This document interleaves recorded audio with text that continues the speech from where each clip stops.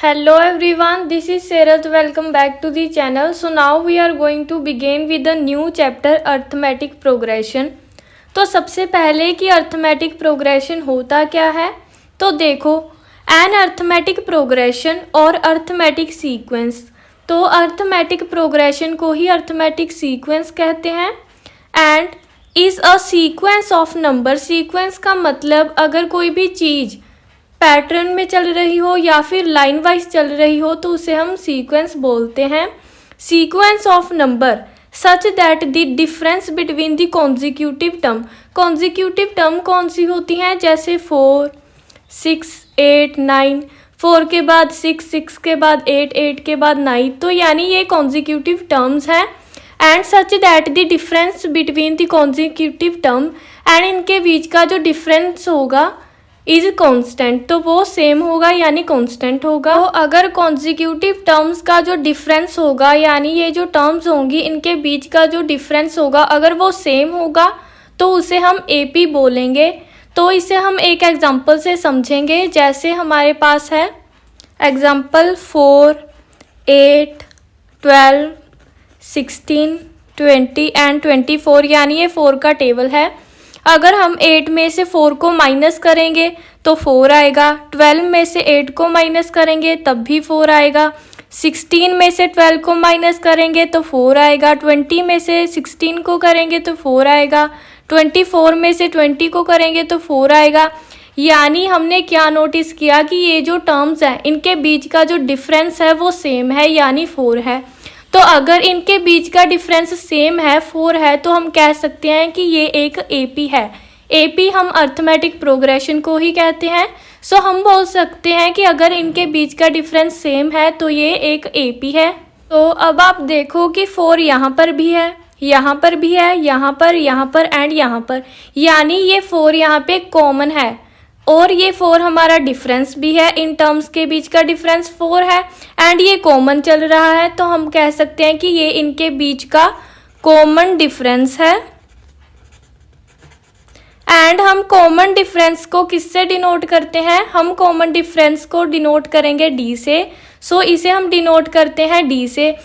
तो इसी तरीके से जो ये हमारी एपी है इसकी जो फर्स्ट टर्म होगी, ये जो फर्स्ट टर्म होगी इसे हम डिनोट करते हैं ए से, यानी जो एपी की फर्स्ट टर्म होगी उसे हम डिनोट करेंगे ए से।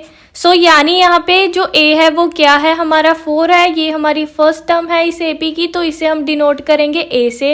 एंड यहाँ पे ये जो टेबल है 4 का, जैसे 4, 8, 12, 16, 20 एंड 24, तो यहाँ पे अगर हमने बताना है कि A1 क्या है, यानी ए होता है हमारा फर्स्ट टर्म, तो हम बोलेंगे कि 4 यहाँ पे हमारा A1 है, 8 है हमारा A2, इसे हम बोलेंगे A2 यानी सेकंड टर्म। ये 12 होगा हमारा A3 यानी कि थर्ड टर्म, 16 होगा A4 यानी फोर्थ टर्म, ऐसे ही 20 होगा A5, 24 होगा हमारे पास A6, यानी कि ये टर्म्स हैं एंड ये लाइन वाइज चलती हैं।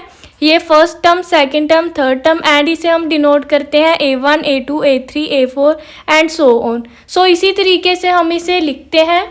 सो इसी तरीके से जो हमारी लास्ट टर्म होगी यानी जो एपी की लास्ट टर्म होगी उसे हम कैसे डिनोट करेंगे, लास्ट टर्म को हम डिनोट करेंगे AN से।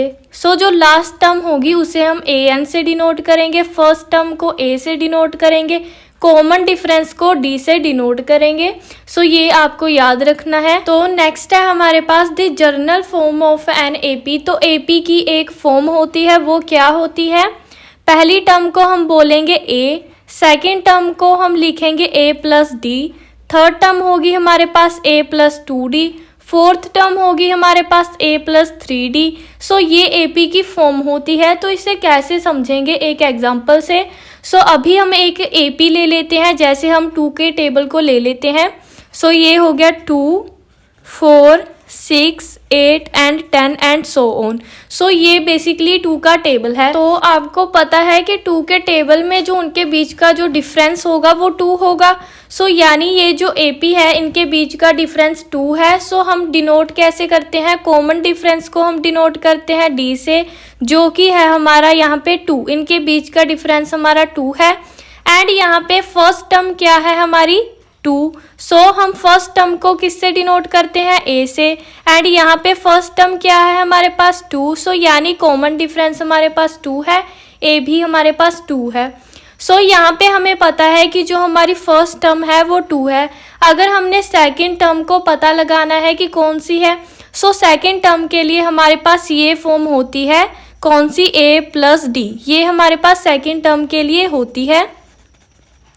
तो इसे कैसे पता चलेगा, a है हमारे पास 2 प्लस d है हमारे पास 2, सो 2 प्लस 2 क्या होगा 4, सो आ गई हमारे पास सेकेंड टर्म।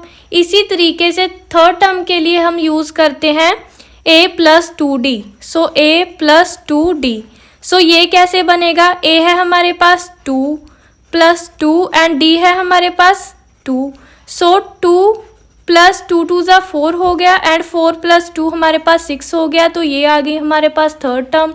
इसी तरीके से अगर हमने फोर्थ टर्म को निकालना है तो उसके लिए a प्लस 3d होगा एंड a हो गया हमारे पास 2 प्लस 3d है हमारे पास कॉमन डिफरेंस 2, सो 2 प्लस 3 2 ज़ा 6 एंड 6 प्लस 2 हो गया 8, तो ये आ गई हमारे पास फोर्थ टर्म।